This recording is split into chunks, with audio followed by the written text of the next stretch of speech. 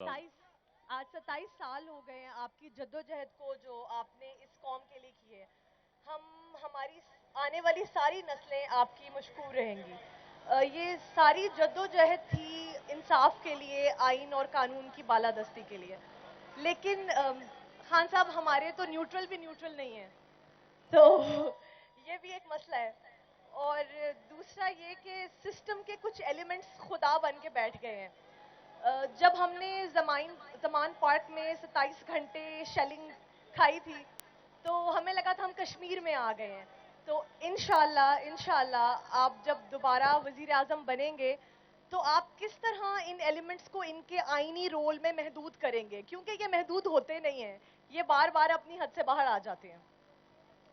جی زرمینا، دیکھیں، میں واقعی آپ نے 27 سال کی سٹرگل ہے. 27 سال میں کیا کیا ہوا، کس طرح کے مسئلے مسائل ہوئے، کیونکہ کسی پارٹی نے اس طرح کی سٹرگل تو کی نہیں. یہاں تو ملٹری وہ جو ان کی نرسری کے اندر پلنے والے تھے، ذوالفقار علی بھٹو ڈکٹیٹر کے وزیر تھے 8 سال، نواز شریف جنرل جیلانی کے چھتوں کے اوپر سریا لگاتے لگاتے وہ وزیر بن گئے. تو انہوں نے کوئی جدوجہد تو نہیں کی تھی. صرف اس ملک کی تاریخ میں ایک انسان کی جدوجہد ہے جس کو میں مانتا ہوں، اور وہ ہیں قائد اعظم محمد علی جناح، جنہوں نے 40 سال کے بعد اپنے مقصد جو پاکستان تھا اس پہ پہنچے آزادی کے لیے. تو ان کو تو ہم سب پیار کرتے ہیں اور ہیرو مانتے ہیں. تو میری کیا سٹرگل تھی؟ ہم نے کبھی بھی اپنی فوج کے خلاف پالیٹکس نہیں کی. ہم نے ان کی مدد نہیں مانگی. میں یہ آپ کو واضح کر دوں کہ میں نے جو کہتے ہیں نا 2018 کا الیکشن انہوں نے ہمیں جتایا تھا، یہ بالکل جھوٹ ہے. ہم نے ان کی مخالفت نہیں مانگی کبھی بھی، لیکن مدد بھی نہیں مانگی، کیونکہ میں نیوٹرل امپائر لانے والا کیپٹن تھا. میں تو جیتنا چاہتا ہوں، تو میں تو وہ ایک سپورٹس مین ہوں جو کہ فیئر اینڈ سکوائر جیتنا چاہتا ہے، وہ کسی کی مدد سے نہیں جیتنا چاہتا.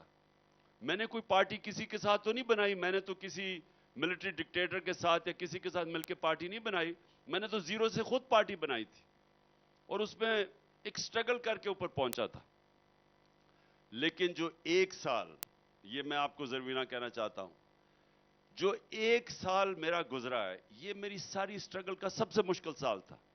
کیوں تھا مشکل سال؟ کیونکہ جو ہماری ملک کی اسٹیبلشمنٹ تھی اس نے میرے سے کھلی دشمنی کی. نیوٹرل تو دور کی بات ہے، انہوں نے دشمنی کی میرے سے، جس کی مجھے کبھی سمجھ نہیں آئی. کیونکہ میں تو وہ پاکستانی نہیں جو جس کے پیسے باہر پڑے ہیں، جس کی جو میمو گیٹ میں اپنی فوج کے خلاف ہی کہہ رہا ہے امریکنوں کو کہ ہمیں مدد کر دو، فوج سے بچاؤ. یا وہ نواز شریف جو ہندوستان کو سارا وقت خوش کرتا رہتا تھا اور اپنی فوج کو ہی کہتا تھا جی دہشت گردی تو فوج کروا رہی ہے. میرا تو جینا مرنا پاکستان میں تھا. تو مجھے اتنی حیرت ہوئی کہ وہ جن کو ہم چاہتے ہیں، بلکہ ہمارا تو یہ تھا کہ فوج مضبوط ہونی چاہیے کیونکہ ہم ایک آزاد پاکستان چاہتے ہیں. تو مضبوط فوج نہ ہو تو آزاد کیسے ہوگا ملک؟ لیکن جو دشمنی کی گئی ہے میرے سے اور میری پارٹی سے، اور جو یہ ہوا ہے سب کچھ، یہ جو میرے اوپر قاتلانہ حملہ ہوا ہے، اور اس کے بعد یہ بھی میں آپ کو بتا دوں کہ دوسری دفعہ پھر وہی جنہوں نے میرے اوپر یہ حملہ کروایا تھا یہ وزیر آباد میں، انہوں نے دوسری دفعہ مجھے مروانے کی کوشش کی جوڈیشل کمپلیکس میں. پورا پلان بنایا ہوا تھا مجھے مارنے کا، وہی لوگ تھے. اس کی مجھے ابھی تک نہیں سمجھ آ رہی کہ وہ پارٹی کا سربراہ جو واحد پارٹی ہے جو سارے ملک کو اکٹھا رکھ سکتی ہے، فیڈرل پارٹی ہے، اور کوئی فیڈرل پارٹی نہیں ہے آج، یہ کیسے ہو سکتا ہے کہ وہی لوگ جنہوں نے ملک کی حفاظت کرنی ہے وہ مجھے مروانے کی کوشش کریں؟ اس کی مجھے ابھی تک نہیں سمجھ آئی.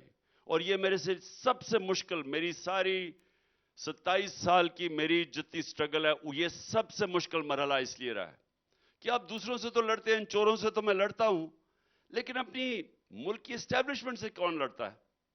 تو یہ میرے لیے جو آپ نے کہا نا، یہ سب سے مشکل مرحلہ ہے. لیکن انشاءاللہ جو مجھے امید ہے کہ آگے جو بھی چاہتا ہے کہ یہ ملک کھڑا ہو کے اپنے پیر پہ کھڑے ہو اور ایک غیرت مند ایک عظیم قوم بنے، وہ سارے لوگ چاہیں گے کہ اس ملک میں قانون کی حکمرانی قائم ہو. قانون کی حکمرانی کے بغیر، رول آف لا کے بغیر ہمارا کوئی مستقبل نہیں.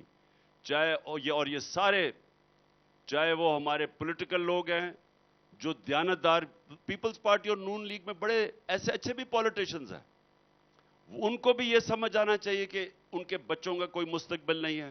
ہماری اسٹیبلشمنٹ کو بھی سمجھ جانا ہی ہے کہ اس پاکستان کو کوئی مستقبل نہیں ہے جب تک اس ملک میں رول آف لا نہیں آتا.